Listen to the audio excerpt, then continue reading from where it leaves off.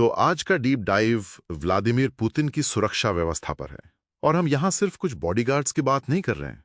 नहीं, बिल्कुल नहीं। हम एक बहुत बड़ी एक मल्टी लेयर्ड प्रणाली की बात कर रहे हैं, जिसे अक्सर राज्य के भीतर एक राज्य भी कहा जाता है। सही बात है। आज हम इसी की परतें खोलेंगे। संघीय सुरक्षा सेवा FSO और राष्ट्रपति सुरक्षा सेवा SBP, और देखेंगे कि ये पूरा सिस्टम पूर्ण अभेद्यता के सिद्धांत पर कैसे काम करता है। बिल्कुल। और देखिए, इस सिस्टम की जड़ें वो सोवियत KGB में है, उसी की राख से ये निकला है। और फिर जो बाद में अफरा तफरी मची, उसमें ये और भी ज्यादा सख्त हो गया। अच्छा, तो ये अमेरिकन सीक्रेट सर्विस जैसा नहीं है? नहीं, बिल्कुल अलग है। अमेरिकन सीक्रेट सर्विस सुरक्षा और राष्ट्रपति के पब्लिक में दिखने के बीच एक बैलेंस बनाती है। हाँ। लेकिन रूसी मॉडल में राष्ट्रपति एक सर्वोच्च राष्ट्रीय संपत्ति है, उन्हें हर कीमत पर बचाना है।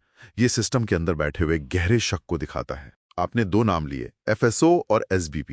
इनमें क्या कोई खास फर्क है? हाँ, फर्क है। FSO यानी फेडरल सिक्योरिटी सर्विस एक बड़ी छतरी की तरह है। वो पूरे क्रेमलिन और बड़े अधिकारियों को सुरक्षा देती है। ओके।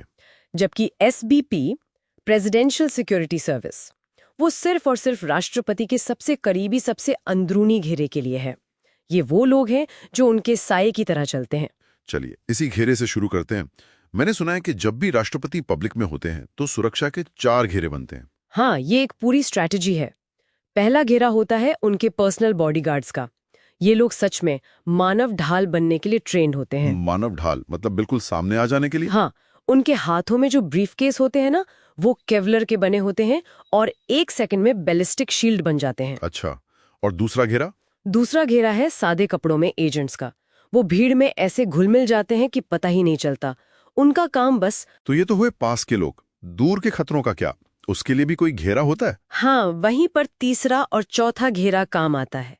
तीसरा घेरा वर्दी वाले सुरक्षा कर्मियों का होता है, जो पूरे इलाके को सील कर देते हैं। और चौथा, जो शायद सबसे जरूरी है, स्नाइपर्स। बिल्कुल, छतों पर तैनात स्नाइपर्स जो ऊपर से सब कुछ देखते हैं। और इन एजेंट्स को सिर्फ ताकत के लिए नहीं चुना जाता, तो फिर उनके ऑपरेशनल साइकोलॉजी को परखा जाता है। मतलब भीड़ को पढ़ने और खतरे को पहले से भांपने की काबिलियत। दिलचस्प बात है। मैंने ये भी सुना था कि ये लोग 35 की उम्र में रिटायर हो जाते हैं। ये सच है। फ्रंटलाइन ड्यूटी से वो चाहते हैं कि उनके एजेंट हमेशा अपनी पीक परफॉर्मेंस पर रहें, जहां रिएक्शन टाइम सबसे तेज हो। उसके बाद उन्हें दूसरे डिपार्टमेंट में डाल दिया जाता है।